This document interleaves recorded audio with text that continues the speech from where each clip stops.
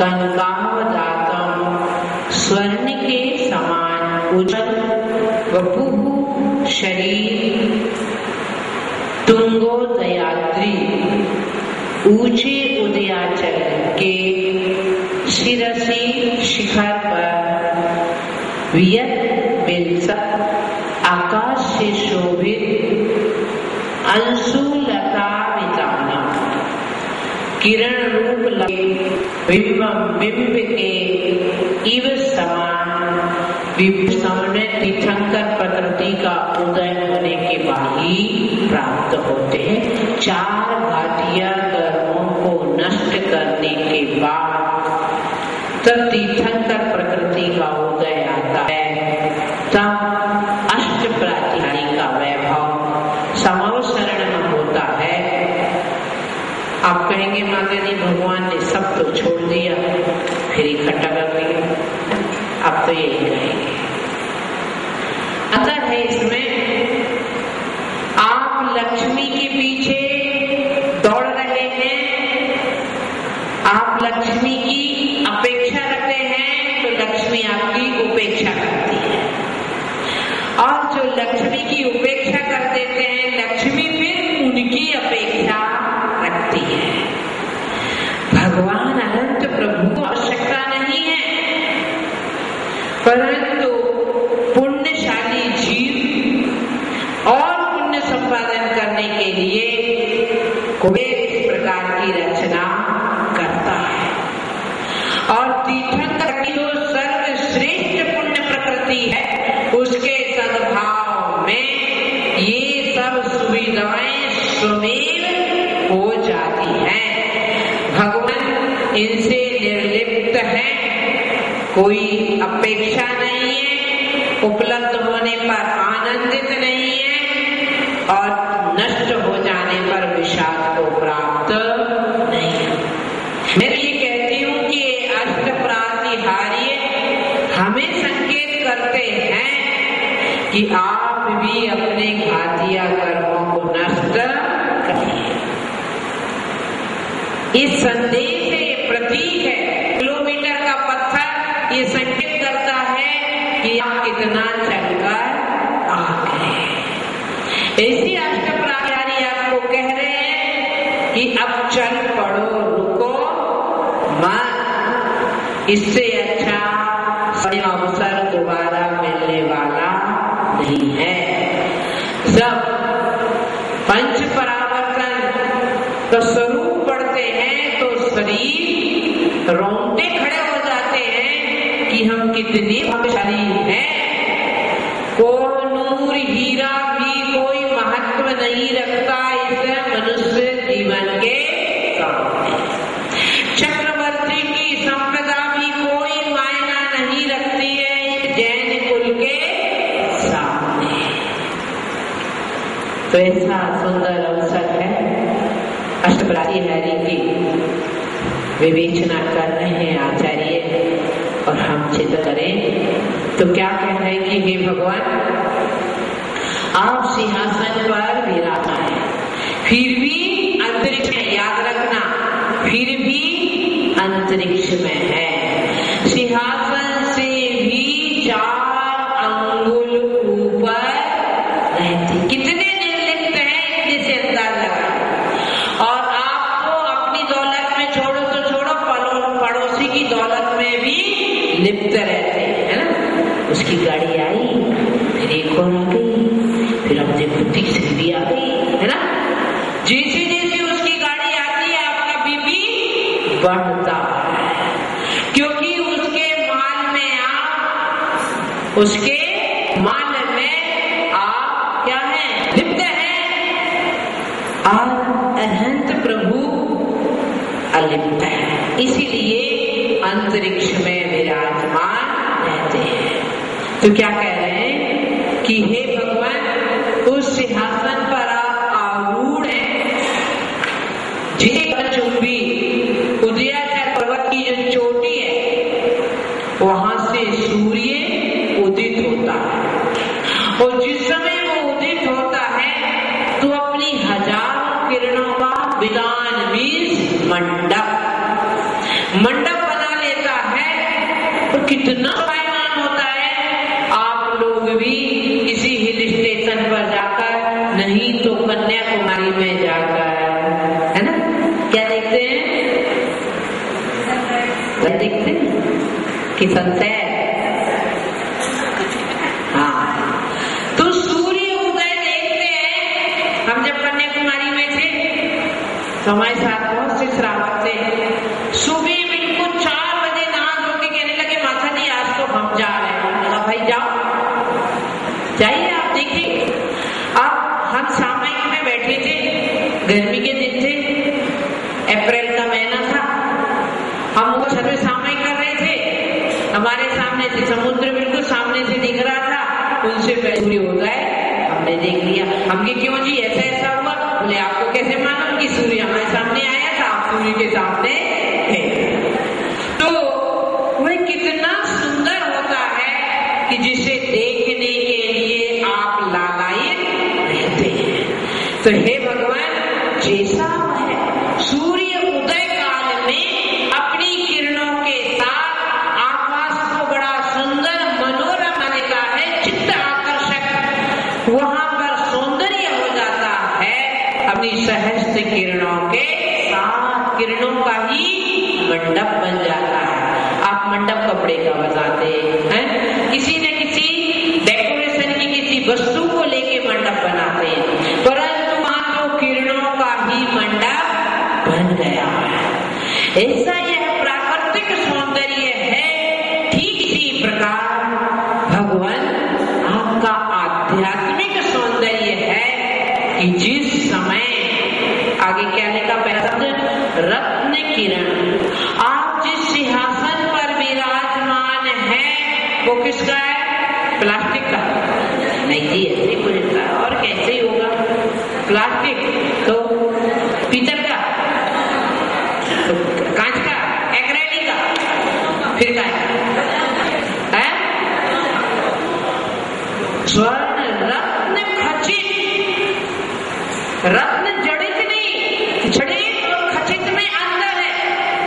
आपका जेवर जो गले में पहनते वो रत्न जड़ित है, 10, 20, 50 लगे, परंतु पीछे की साइड आपको मालूम था रहता है यह सोने की चैन। परंतु ये तो रत्न खचित है। खचित का अर्थ ऊपर नीचे आजू बाजू कहीं भी देखे तो रत्न रहित अवस्था नहीं है, सर्वत्र रत्न से भरा हुआ है। तो जो सिंहासन है वह रत्न मणिय रत्न का बना हुआ, रत्न से खचित है। उससे उत्पन्न होने वाली स्वाभाविक चमक और फिर उस पर आपका आदिनाथ भगवान का शरीर का कलर क्या था?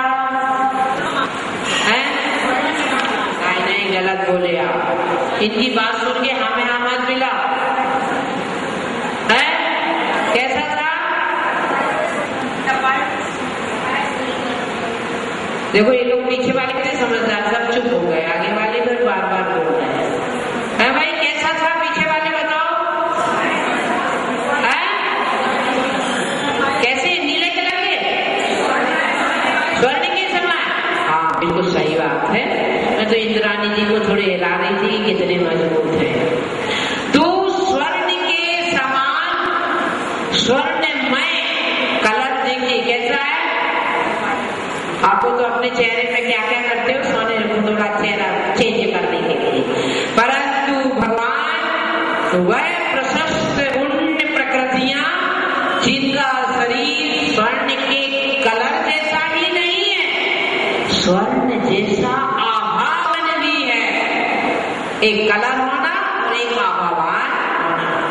तो भगवान आपका शरीर स्वर्ण तपाए हुए सोने, देखा कभी तपाया हुआ सोना? मैंने तो देखा 2 बार। हमारी फ्रेंड सोनी थी तो उसके घर सोना तपता था, तो मैंने 1-2 बार देखा पूर्व अवस्था में, दीक्षा के पहले। तो स्वर्ण तपता हुआ सोने का अलग कलर बिल्कुल अलग ही होता है जो सोना के पास है। अब भगवान लगी रेडनेस तो लिए होता है,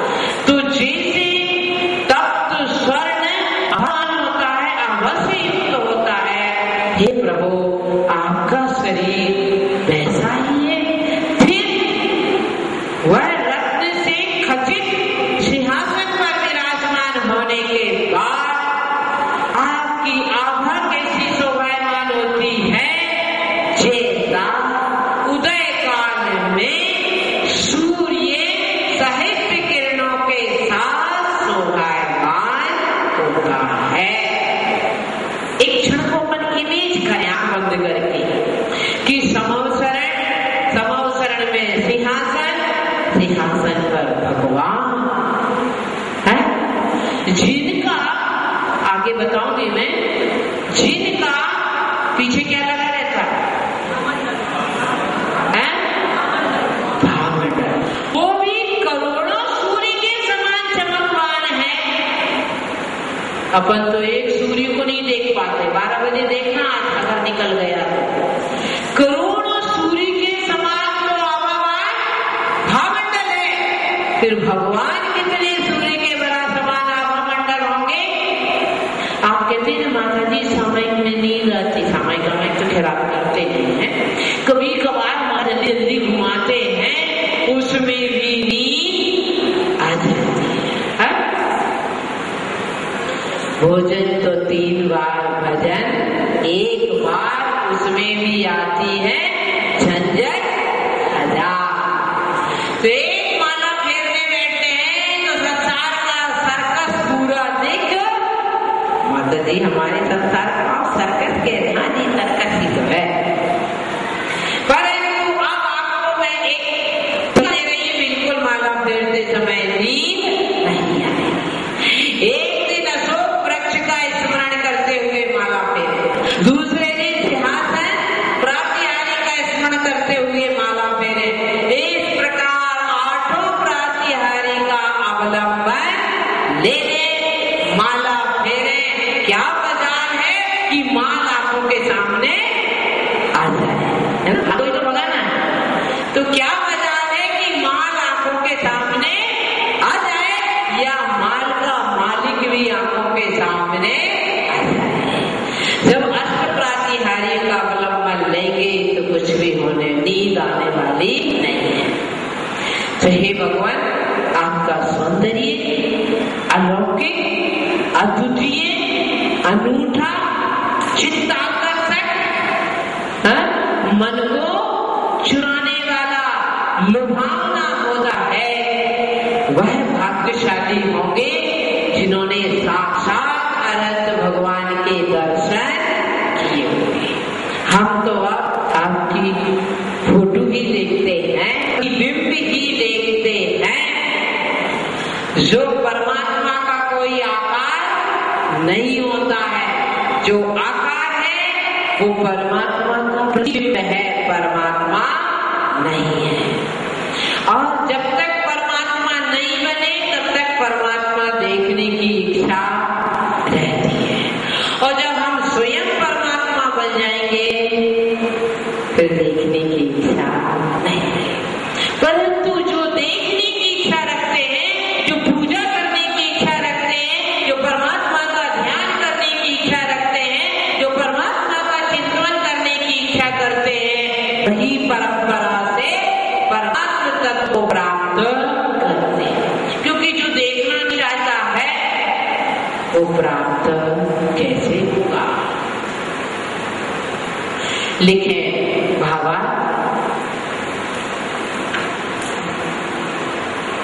हे सिंहासन पर विराजमान प्रभु, सिंहासन पर विराजमान हे प्रभु, ऐसे गगन चुंबी उदयाचल पर्वत की चोटी पर, पर्वत की चोटी पर उदित होता हुआ सूर्य अपनी हजारों किरण रूप लताओं का, किरण रूप लताओं का मंडप बनाता हुआ शोभायमान होता है, शोभायमान होता है। वैसे ही आपकी कंचन काया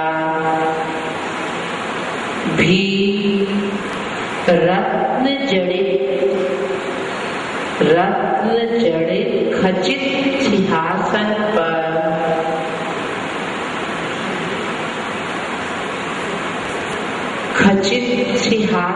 पर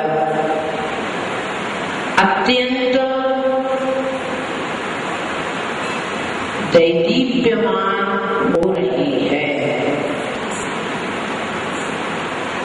दैदीप्यमान हो रही है। लिखें रिद्धि।